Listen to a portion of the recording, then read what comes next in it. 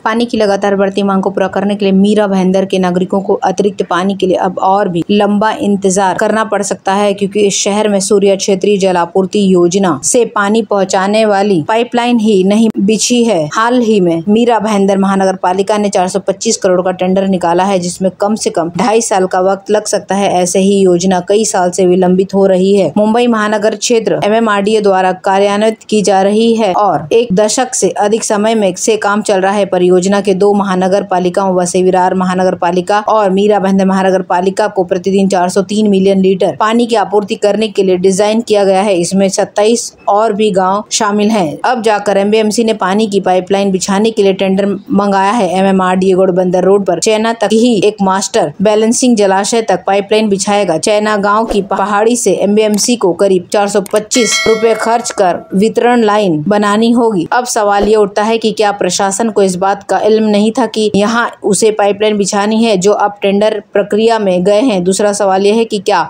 जो concrete road का काम हो गया है उसे फिर से क्यों खोदा जाएगा।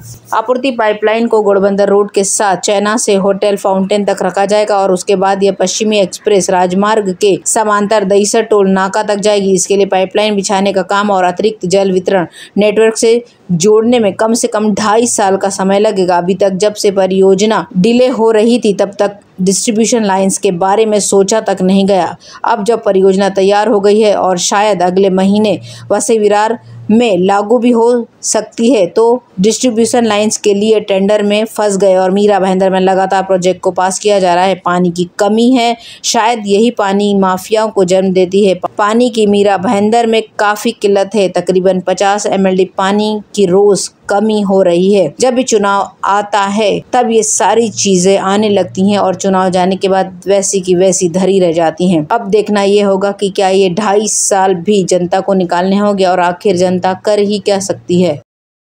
राज्य में शिंदे भाजपा सरकार न्यायिक कारणों से नगर पालिका चुनाव में देरी कर प्रशासनिक शासन चला रही है और अकेले मीरा भाईंदर नगर पालिका ने पिछले 4 महीने में 254 प्रशासनिक प्रस्ताव पारित करने का रिकॉर्ड बनाया है। इसलिए कांग्रेस प्रवक्ता प्रकाश नागड़े ने आयुक्त दिलीप ढोले से उक्त प्रस्ताव के अनुसार स्वीकृत निविदाओं को थर्ड पार्टी ऑडिट कराने का अनुरोध किया है। नगर पालिका के कार्यालय का कार्यकाल समाप्त हो चुका है। पहले कोरोना के कारण चुनाव नहीं हुए, लेकिन अब हो सकते हैं, तो इन्हें चुनाव कराने की जरूरत है। इसके बावजूद राज्य की शिंदे भाजपा सरकार जानबूझकर नगर पालिकाओं में प्रशासनिक शासन कायम रखने के लिए न्यायिक और अन्य कारणों को सामने रखकर इन सभी स्वायत्त निकायों को अपने नियंत्रण में रखने की कोशिश कर रही है। प्रकाश नागड़े ने आरोप लगाया है कि मीरा भाईंदर नगर पालिका पिछले साल अगस्त के अंत से प्रशासनिक शासन के अधीन है, जबकि 4 महीने में 19 प्रशासनिक बैठकें हो चुकी हैं और प्रशासन से 245 प्रशासनिक प्रस्तावों को पारित करने का रिकॉर्ड बनाया है। प्रशासन ने एक तरफा प्रबंधन के कारण कर देने वाले नागरिकों पर 10% नया रोड टैक्स, संपत्ति हस्तांतरण शुल्क में वृद्धि, संपत्तियों के किराए में भारी वृद्धि जैसे प्रशासनिक फैसले लिए गए हैं। खेल उत्सव के लिए 32,25,000 और नाश्ता व भोजन के लिए 10 लाख का प्रावधान, लेकिन आशंका जताई जा रही है कि वास्तविक खर्च इससे कहीं ज्यादा हुआ है। इसलिए नागड़े ने मांग की है कि प्रशासनिक व्यवस्था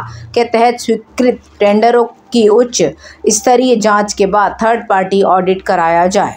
मीरा भाईंदर शहर में प्रतिदिन एकत्र होने वाले ठोस कचरे को उत्तन डंपिंग ग्राउंड में ले जाया जाता है, जिसे ले जाने के दौरान सड़क पर काफी चिपचिपा पदार्थ और अपशिष्ट जल ट्रक से गिर जाता है और जिसकी वजह से 2 पहिया वाहनों को परेशानी का सामना करना पड़ा है और दुर्घटना भी उनके साथ हो रही है। लेकिन इसकी सुध न तो नगर पालिका अधिकारियों को और न ही पुलिस को है। मीरा भाईंदर शहर में दैनिक संचित अपशिष्ट कचरा उत्तन डोंगरी में ले जाया जाता है। इसका ठेकेदार इस कचरे को ढोने का काफी पुराने वाहनों का इस्तेमाल करता है। इन पुराने वाहनों में कई कमी है। हमने पहले भी रूबरू में इस तरह की रिपोर्ट दिखाई थी कि मीरा भाईंदर में कचरा उठाने वाले ट्रक खराब है और इन्हें बदला जाए, लेकिन ऐसा नहीं हुआ। वो सारे पुराने वाहन ही सड़कों पर चल रहे हैं और उनमें जब कचरा भरा जा रहा है तो पानी और कचरा गंदगी सड़क पर आ रही है, जिसकी वजह से बाइक फिसल रही है और दुर्घटना हो रही है। पूर्व नगर सेविका शर्मिला बागाजी ने मांग की है कि पुलिस व यातायात शाखा के साथ नगर पालिका भी तत्काल सतर्कता बरते और क्षतिग्रस्त